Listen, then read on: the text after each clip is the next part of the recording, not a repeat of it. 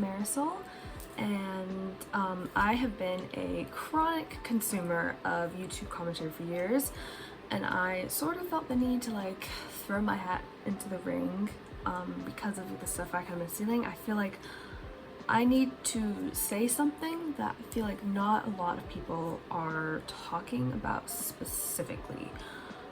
So since December, like many people, sort of, I've been invested in the movie It Ends With Us ongoing drama, and specifically the reaction to what has come out recently with Blake Lively filing a complaint and now suing Justin Baldoni for, like, amongst other things, workplace sexual harassment and retaliatory behaviors and creating a smear campaign.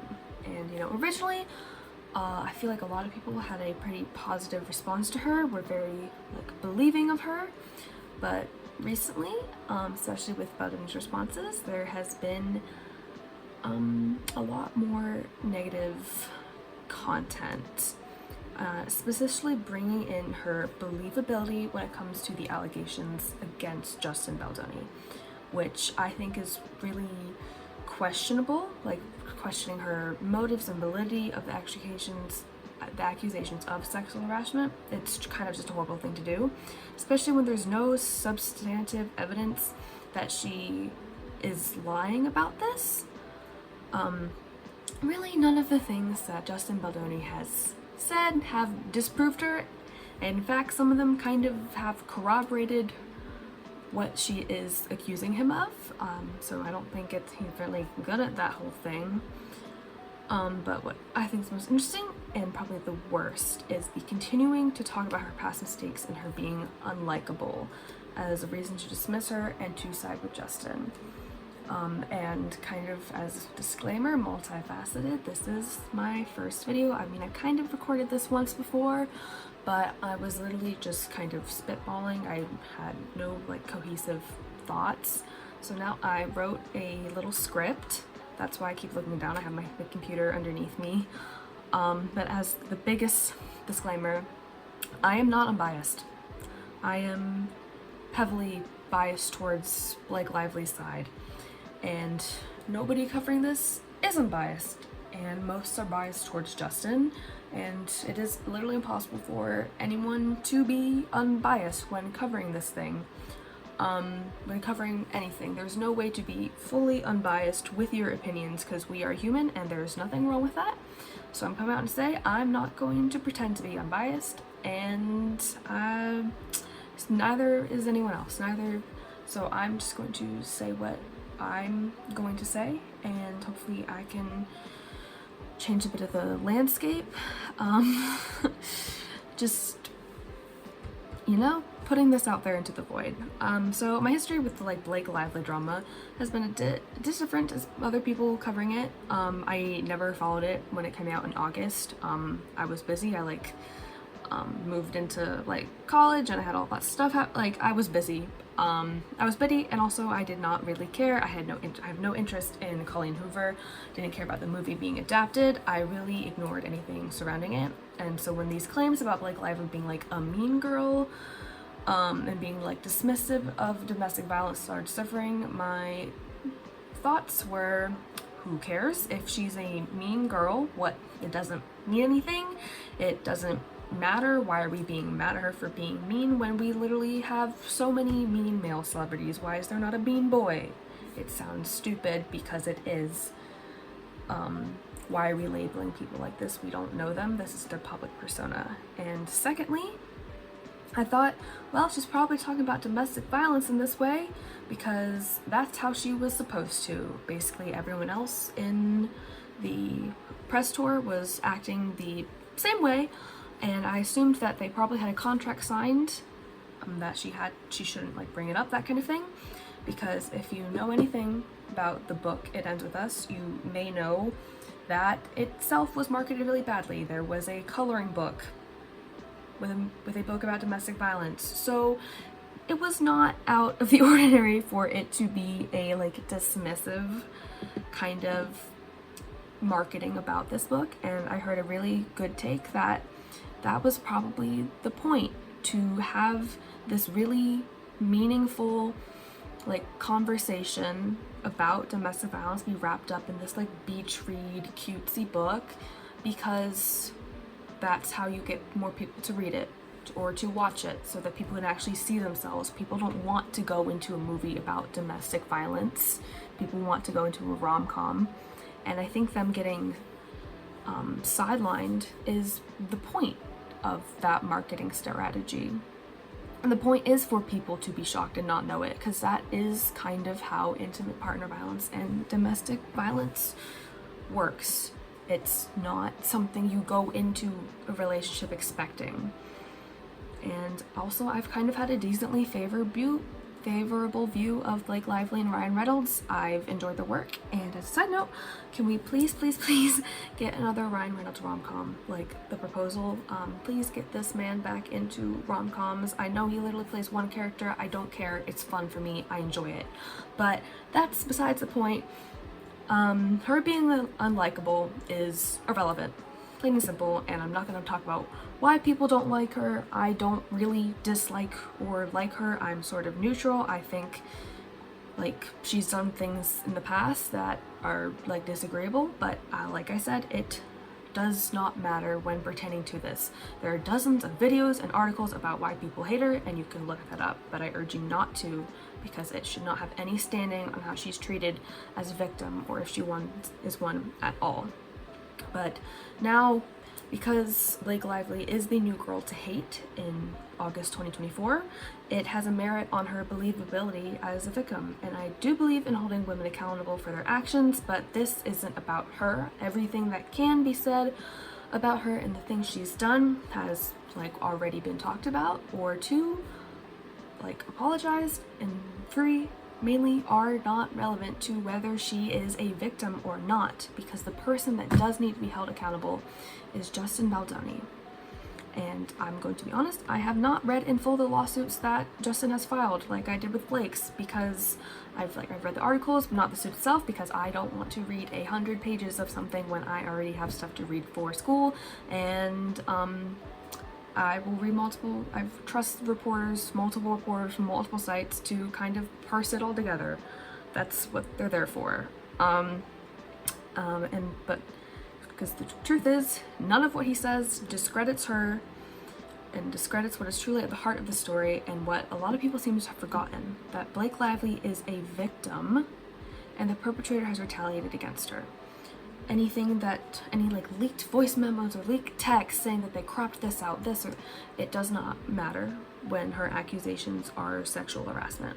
None of that matters. And this is something that we all know. It's like, discredit the woman you harassed, make yourself the victim. We know this. Like, I'm sure we know this specifically, Darvo. It has been talked about a lot in everything, and it's probably been like propagated as a term outside of the therapy realm where it should be, which Darvo, if you don't know, which is probably not, it'd be nice, it's deny, attack, and reverse the victim and offender by taking the worst parts of someone's past, like per se clipping videos of things they said, or randomly dredging up things that happened like decades ago, and then framing yourself as the best person, showing the best things, and you were claiming you're the innocent wrong party. You can discredit the victim before they even make an accusation. And before I really dive into the unlikability, there's some misconceptions that I think are really, really important that people understand. And I know this has been like a long intro. It's not all an intro, right? I don't know. I don't mind when YouTubers like kind of do the rambly thing. Hope y'all don't mind. But misconceptions about Justin, probably because of his own marketing strategy. The big one, Justin is not some nobody new to the industry targeted by some rich celebrities. Wayfarer's biggest backers are billionaires. He has close ties and connections with billionaires, kind of just like how Blake Lively and Ryan Reynolds do. They're on an even playing field in terms of like material wealth. And second, which I haven't seen nearly as much, Justin is not a person of color. He is not Hispanic, he's not Latino. He was just in a show where he like played one. I never saw Jane the Virgin. I've heard it's good, but he is Italian and he is tan. He is not a person of color. Yeah. And thirdly, on the set of Vincent of Us, Blake Lively was not the one with all the power. Justin had a huge amount of power over her. He wasn't just like a co-star, but he was the director and producer and literally owned the production company. So she could not go to kind of upper management like a director or a producer to address her issues with a co-star because it was him, or because the manager was his best friend. She did not have nearly as much power in this situation as people seem to think, and everything else that's kind of been described as did sounds like she's a diva, or maybe she's just a woman with a newborn who wants to spend more time with her little baby. You know? Furthermore, it's really common for the distributing studio, in this case Sony, to order a new cut of the movie. That's why we have like director's cuts, like with like the Justice League. That's the only movie I can think of an example. I'm sure there's many. I'm not really that big into film. And it's also really, really common that scripts are changed and sometimes by the actor themselves, like improvisation. These scripts go through so many different writers, and Justin not having like full control, not uncommon. And also the scene with like that Ryan Reynolds rewrote, I don't see how he was blindsided by it, considering he was in the scene that they are talking about. How? Unless he didn't know the script, I don't know how he could be blindsided by this information. And finally, Ryan Reynolds rewriting a scene is not out of the ordinary. Like, he's another person, he's her husband. Not that weird to ask your partner to help you with something. And it was probably not during the writer's strike. I know people have kind of been calling him a scab, which is obviously a horrible thing to do, but SAG-AFTRA supported Blake and has never said anything about if he was scabbing. So, not something relevant, and is also not her, so not relevant. And so really, this is not some David and Goliath situation. They are on pretty equal playing fields, except when it comes to Blake Lively being a woman, which is why Justin's team allegedly had such an easy time making a smear campaign against her. Like they said, people love to hate on a woman. We find a woman of the day to hate. But the smear campaign is not what I'm going to be talking about, even though it is really important because it is someone retaliating against their victim with a smear campaign. And everything saying that it was just her fault because she was acting like this. Why do you know about it? Probably because he dredged stuff up. He had his team do these astroturfings. But the focus of this is that Blake is alleging workplace sexual harassment and this retaliatory behavior, which finally brings me to the main topic of the video and the title, the unlikability of Blake Lively. And with that comes the notion that has really been the reason I made this video, that has been driving me absolutely bonkers, is that, quote-ish, Blake Lively is making it harder for real victims to come forward. End quote. You see this in the commentary of like the New York Times articles and like People magazine and all those other like drama channels. And no, that's simply not the case. A victim coming forward does not make it harder to be believed, for other victims to be believed. It is you, or probably not you specifically, hopefully not. It is the people who say that she's not a victim, saying that she's not a real victim despite her evidence, like the HR complaints, the documents, the subpoenaed texts, and her own lived experience, is discrediting her. Saying she is not a victim is what is discrediting victims, not her own behavior. And so she's alleged sexual harassment, and just because she isn't nice, she's done bad things that I won't get into because I don't want to, and because it has no merit or standing on what she's accusing Justin Baldoni to do. Because she's a mean girl, she can't be believed. And how we view women, either positively or negatively, has a value on whether we think that they can be victims or be abused. And possibly, sometimes it makes people think that they deserve the treatment they're getting, be it by the press or the people they accused. We've seen this like hundreds of times before. Like Monica Lewinsky, who I was not alive for, Britney Spears, who I was also not alive for, but I know who they're both like victims who did nothing that the world hated for no reason. And like way more recently, Megan Thee Stallion, who was literally shot, and people are taking the side of the man who shot her. Like FKA Twigs, who I don't know as much about, but I do know that people probably don't like her because she came out about a famous actor. Taylor Swift, who I know a lot of people don't like, who I do, I'm sorry, I guess, but not really. When the Kanye West thing happened back in 2017, 2016, 2015, where she was hated because a edited leaked audio came out and everyone hated her, even though she was the victim of revenge porn and harassment. And the most controversial, I will say, of this list, Amber Heard, who I do firmly believe was a victim of domestic violence by Johnny Depp.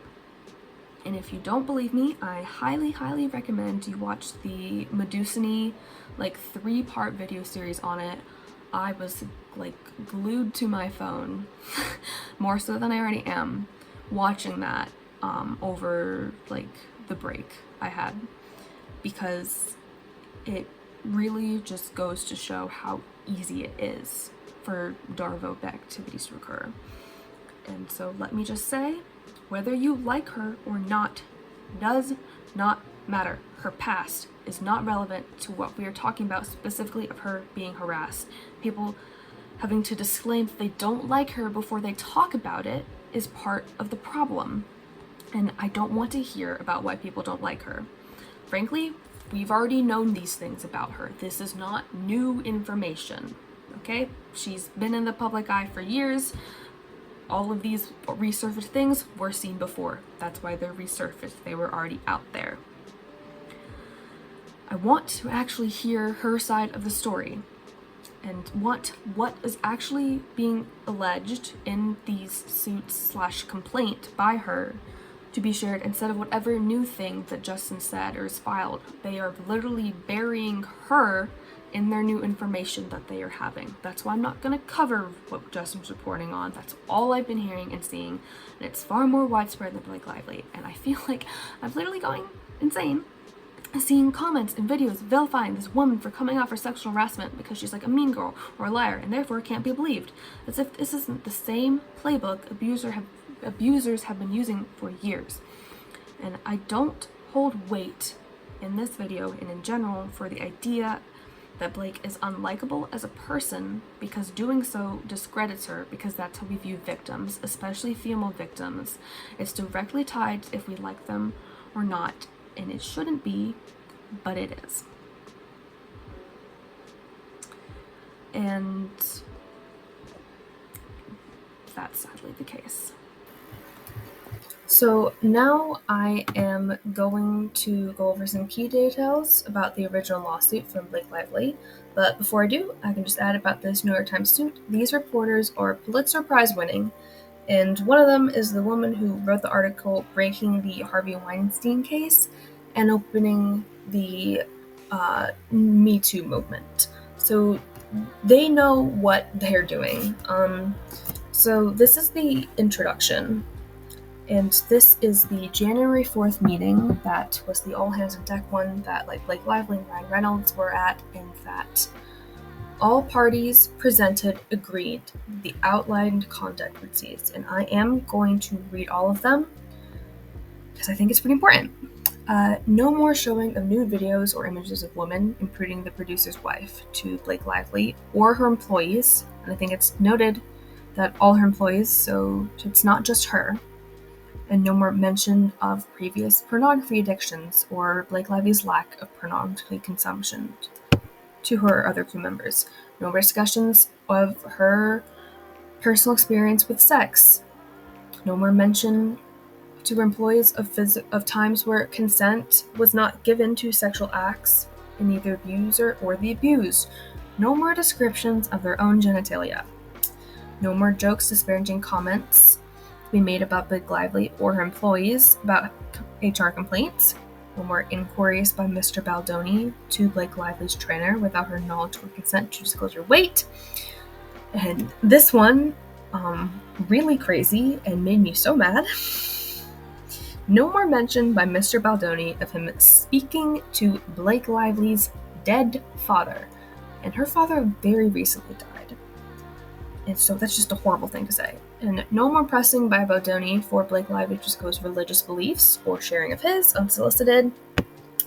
If her baby or her is exposed to COVID, that should be provided with notice. An intimacy coordinator must be present at all times when she's on set scenes. No personal touching, physical touching, or sexual comments by Mr. Baldoni or Mr. Heath to be tolerated by any female employees or any female cast or crew without their consent. And this is why I kind of say she was assaulted. No more improvising of kissing. Improvising kissing, meaning you were doing different kissing acts without her express consent. An intimacy coordinator must be present. Have Blake Lively have a representative at all times with a monitor during scenes. All actors in intimate scenes with Blake Lively must be classified and only with a closed set. No more filming of any Blake Lively nudity without a fully executed SAG-compliant nudity rider in place, which I guess is just like the SAG-AFTRA, like, intimacy coordinator type person. And any footage already shot without this person in place in direct violation of SAG requirements may not be used without Blake Lively or legal represents prior written consent. And I think this is super, super important. It makes sense why she would kind of want to take over parts of the movie. If there were these scenes filmed that she didn't want to be filmed, you know, she would take it over just so you don't see that. Makes sense. In any scene by Blake Lively or another character depicting Lily must be in accordance with the adhere to the Blake Lively approved script. Intimacy coordinator must be on set for all scenes involving nudity. No monitors to be viewed or accessible on set or remotely during closed set scenes except by Blake Lively approved central crew and personnel. This is a lot longer than I thought. I'm not gonna lie, I'm sorry. No more entering, attempting to enter, interrupting, pressing, or asking Blake Lively to enter her trailer or the makeup trailer by Mr. Heath or Baldoni. And this one kind of made me laugh. Not really, but like, this is very specific. No more multi-hour meetings in Blake Lively's trailer with Mr. Baldoni crying and no outside Blake Lively point of representative monitor. And this one's also weird. No more pressing by Mr. Baldoni to stage any of Blake Lively's employees. This one I think is kind of less relevant, but producer Alex Saxby given rights, inclusion, blah blah blah, per her job description as representative. And Sony must have an active role in overseeing physical production for the remainder of the film, and engagement of an experienced producer to supervise the safety of staff, like cast and crew, schedule, logistics, problem solving, etc. And engagement of the Blake Lively approved stunt double to perform Lily, her character, in scenes with Mr. Baldoni involving rape or violence, and she only performed close-up work from a pre-approved shot list in scenes with Mr. Baldoni in depicting sexual violence.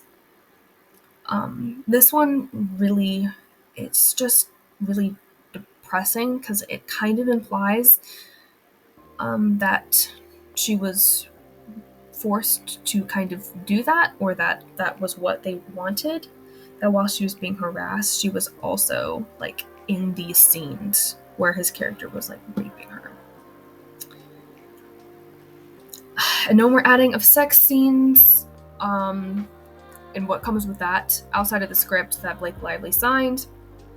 not asking her to not cross physical picket lines, which is also why I say that Ryan Reynolds is probably not a scab, and no more retaliatory or abusive behavior to Blake Lively for raising concerns, and an in-person meeting before productions resumes that will confirm this plan for implementation. Yeah, it's kind of a lot, and they also said that they are reasonable and essential to the benefit of all parties involved. So these kind of all imply that she'd already experienced that. And I'm really only going to do the intro because this thing is really long, and there are other like deep dives more on this. Ophie Dokie has many great videos about this. But this was the beginning of a multi-tiered plan, a social manipulation to destroy her reputation. And this is why I say it's really important. The plan was backed by virtually unlimited resources. The co-founder, co-chairman, and leading financier is Steve Sarowitz, a multi-billionaire who divulged that he was willing to spend $100 million to ruin the life of Miss Blake Lively and her family. And with that backing, they embarked on a sophisticated press and digital plan in retaliation for Miss Lively exercising her legally protected right to speak up about their misconduct on set, with the additional objective of intimidating her and anyone else from revealing in public what actually happened. And then that later goes into the evidence, and there is a lot, and there's also sort of more accusations made about her, the factual backgrounds, but basically everything you see is within those 30 pages, those 30 points. So that they engage with inappropriate and unwelcome behavior, they ignored industry protocols for intimate scenes, inserting sex scenes, the list goes on and on. So I have a little thought experiment, and bear with me, please. There's a bear with me. Oh my god. I do have a giant stuffed animal bear that's off camera. Sorry. But if you believe Blake Lively and it turns out everything she's been saying is false, the worst thing that happens is that you were standing up for a person you thought was a victim who lied or was partially untruthful or misconstrued what happens. But if you're supporting Justin Baldoni, and he did do what he's accused of, which is sexual harassment bordering on sexual assault, especially with that improvised kissing scenes, you're believing a sexual predator while also defaming his victim. And that is exactly what he and his team wants. He wants your hatred of Blake to cloud what he is being accused of, the sexual harassment in the workplace, and creating an unsafe environment, and therefore retaliating against his victim in case she ever wanted to speak out.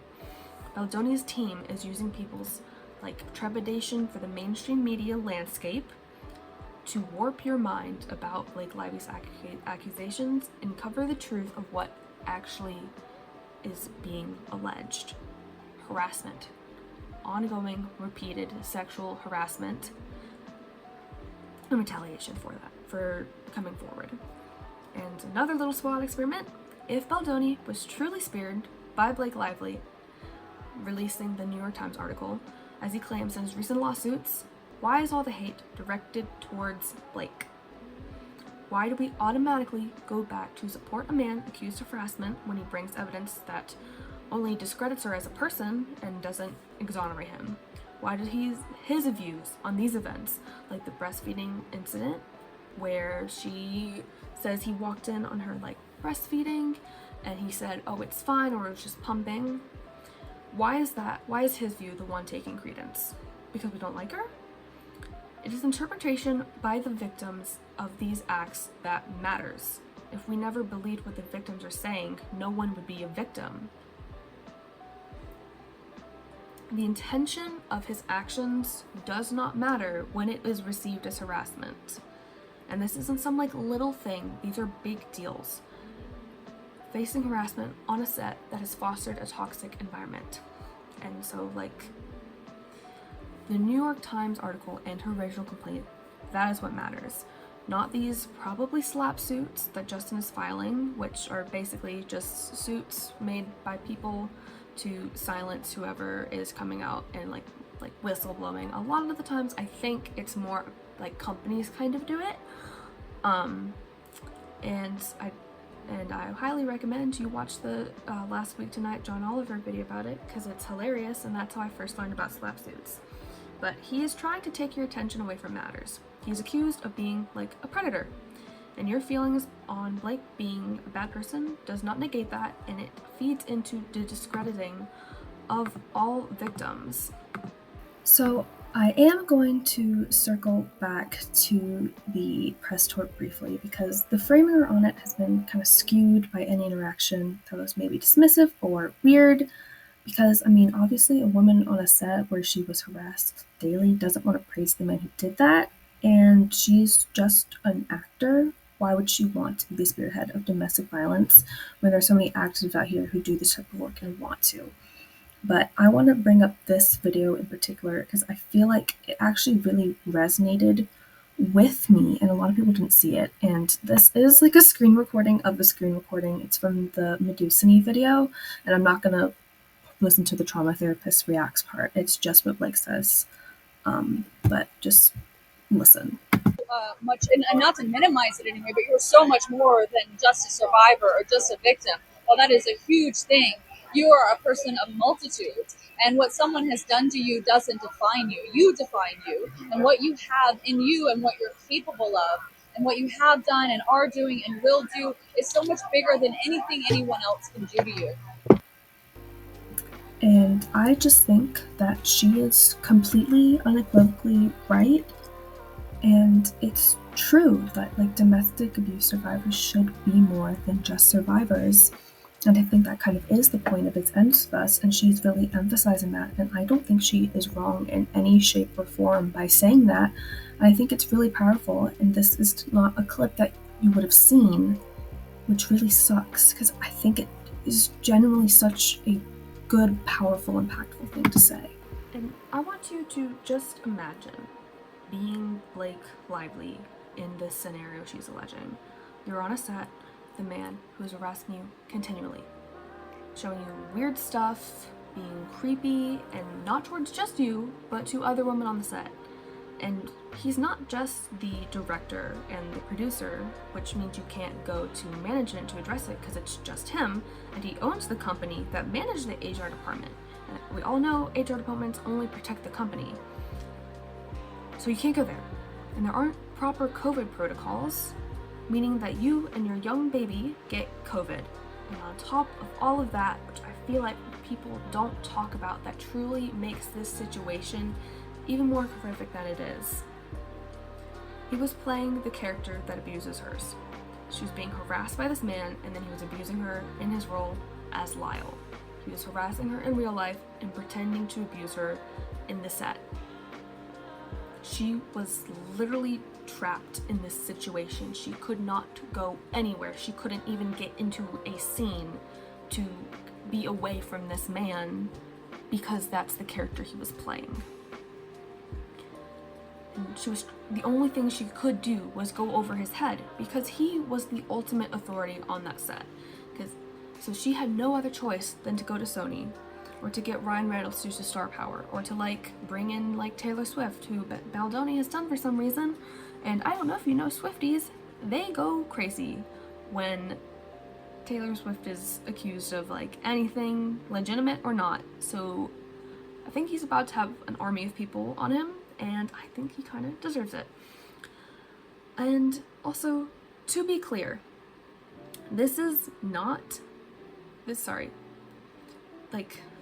to be clear, this is the first and only time Blake has ever had took this control over a movie. Which does bring me to people who are supporting her, one of whom is the director that worked with her on another film. So she clearly did not take over from that man, and she has never done it in the past, so why would she do it now? Maybe because she was being harassed and didn't want certain scenes in the movie. Or maybe she just chose this random movie. She chose this random non-Oscar worthy movie. Sure. Alright, so we are reading this People article of list of stars who support Justin Baldoni and Blake Lively, and well, I feel like it's important because not many people are supporting Justin Baldoni besides Candace Owens, and I think if Candace Owens is supporting you, that's not a good place to be. So we have the Sisterhood of the Traveling Pants stars, America Ferrera, Amber Tamblyn, and Alexis Blake Bledel, who put out a joint statement in support of their sister. So clearly they did not have a problem with her with the filming of the Sister Travel Pants. And this is really important. She can face forceful retaliation for daring to ask for a safe working environment. We are inspired by her courage to stand up for others. The author, Caroline Hoover, who I have opinions on, a lot of people who are into books do. But like I said, that's not relevant to this conversation. But considering that she wanted Baldoni to film, I think it's very telling. Seeing for women, it's stand for friendly, no good and well, they're about to be ripped apart. So and this is who I was speaking of specifically earlier. A Simple Favor director, Paul Feig. So it's awful that she was put through this, and this is part. I've now made 2 movies with Blake, and all I can say is she's one of the most professional, creative, collaborative, talented people and kind people that I've worked with. So she did not take over the movie from him. So why would she do it for Justin unless she had a valid reason? Her sister, Robin Lively, which isn't surprising, because they're related, but the director, Sean Levy, I'm sorry, I don't know how to pronounce anyone's last name. I'm just proud to call her son. Amy Schumer, who I know people have thoughts on, but I think it's important that women are standing up for her. And Amber Heard, who herself was, I do believe, a victim of a smear campaign by her ex-husband. Yes, and then she references a lie travels halfway around the world before the truth can get its boots on. And I think that's truly what happened.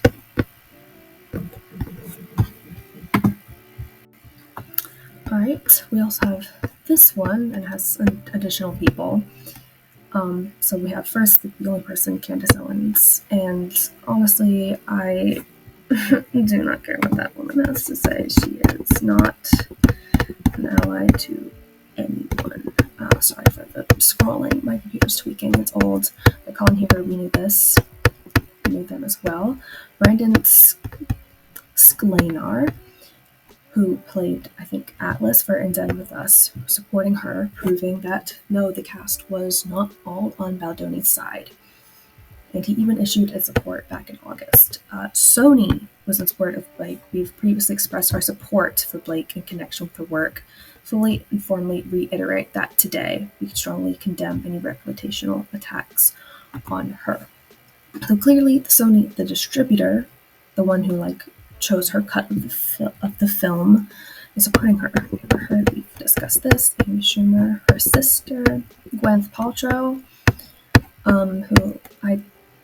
but she's promoting her hair care line, which is sweet. And Jenny Slate, another member of the crew, who starred alongside, said, as Blake Lively's cast mate and friend, I voice my support as she takes action against those who have planned and carried out attack on reputation. To leader, loyal friend, and trusted source of emotional support.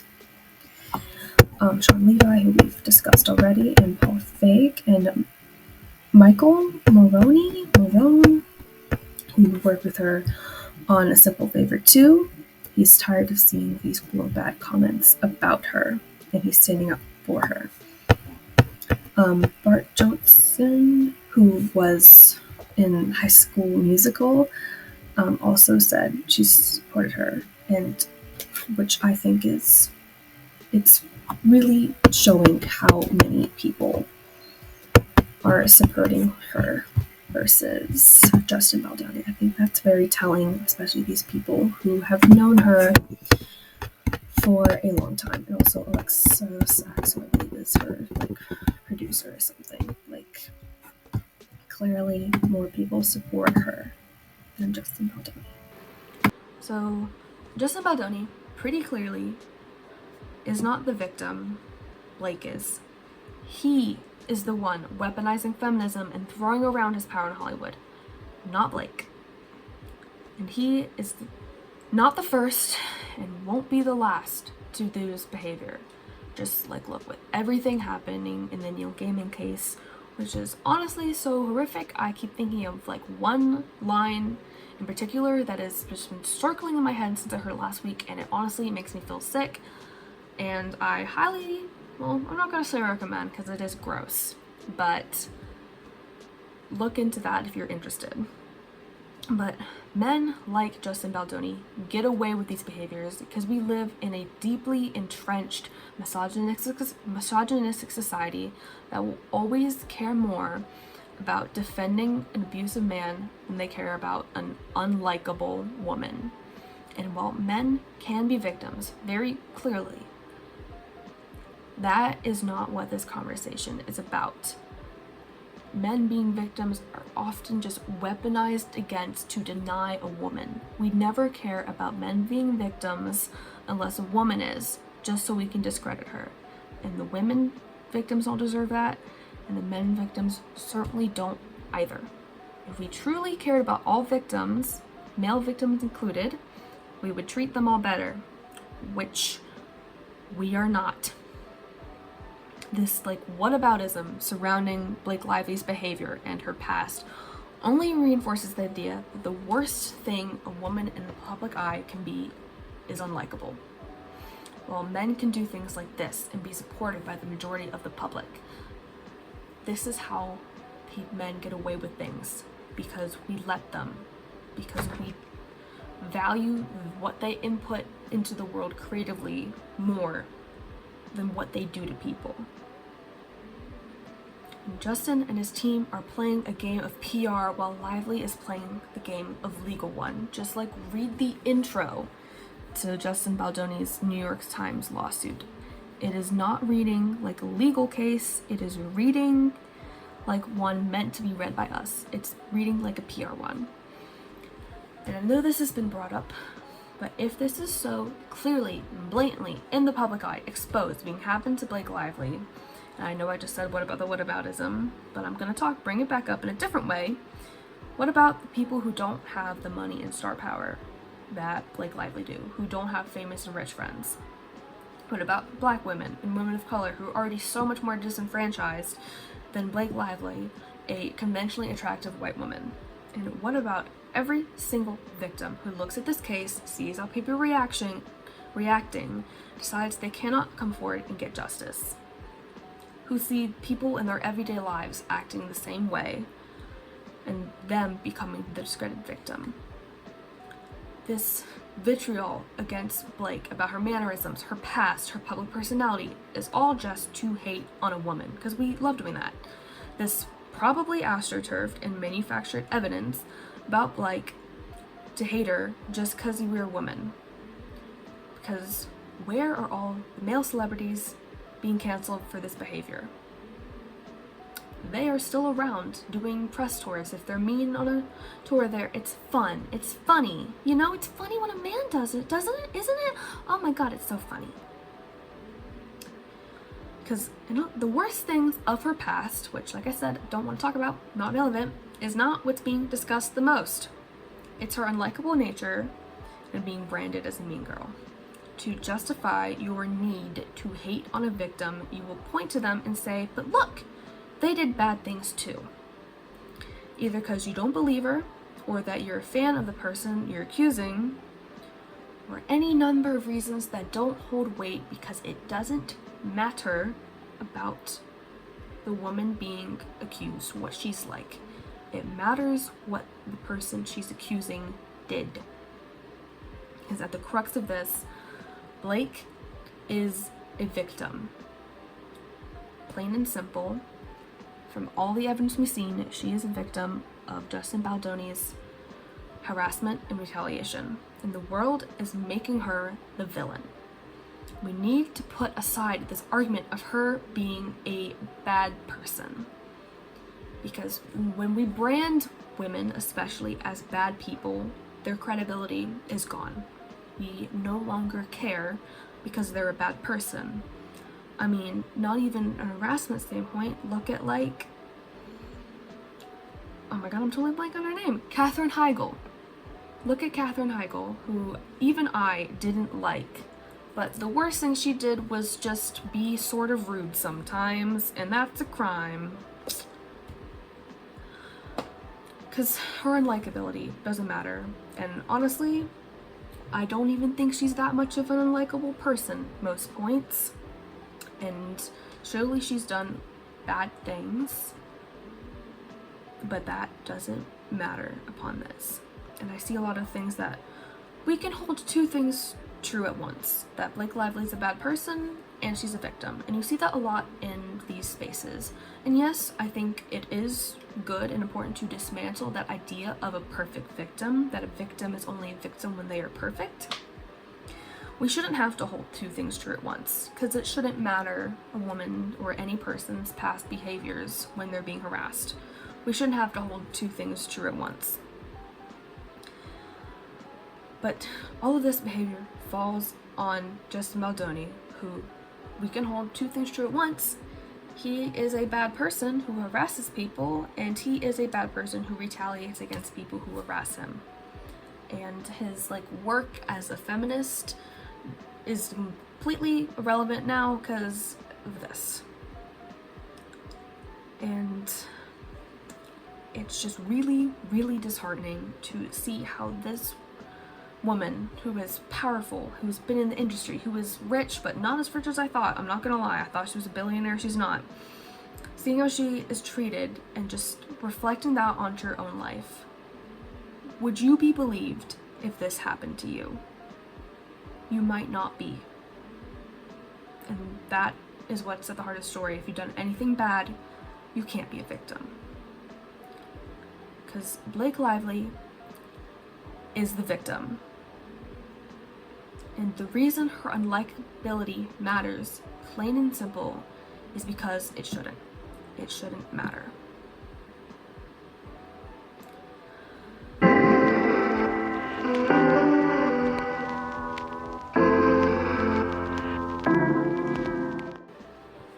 So thank you for, I guess, indulging me. I know this wasn't it wasn't a deep dive into a case that I know a lot of people have been doing, because I like I said, I don't think the deep dives past what Lively said truly matter, you know?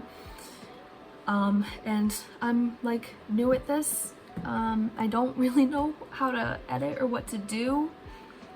So I'm gonna figure that out, hopefully. I also don't know if I'm going to be making any more videos. I truly just saw such an oversaturation of pro Justin Baldoni content that I was like, I need to say something pro Blake Lively to send into the void, hopefully push that back. So truly, if you made it to the end, I really appreciate it. Subscribe, like this. I don't know if I'm ever gonna post anything ever again. I'm pretty busy. I'm literally filming this at 3 a.m. but that's more of a sleep schedule thing. But yeah, just thank you. Share with this, and I hope next time we see a bunch of hatred towards a woman, we think twice. And I know I've fallen for hate trains towards women before. I'm not saying that just because I didn't fall for this one about Blake Lively that I'm super good at this. Truthfully, I just did not care about Colleen Hoover and thought that most of the things in her past were already addressed, and what can you do after someone addresses and apologizes for something? Bringing it back up, it just makes them apologize again, and once they've already done it, it doesn't really matter. If they've apologized once, what can you do? So whatever Justin Baldoni says next, I truly don't think any of the evidence he's given disproves anything. And I truly, truly hope that Blake Lively does win this if that goes to court. It ends with us in court. But thank you so much for watching. Subscribe, have a good day, etc.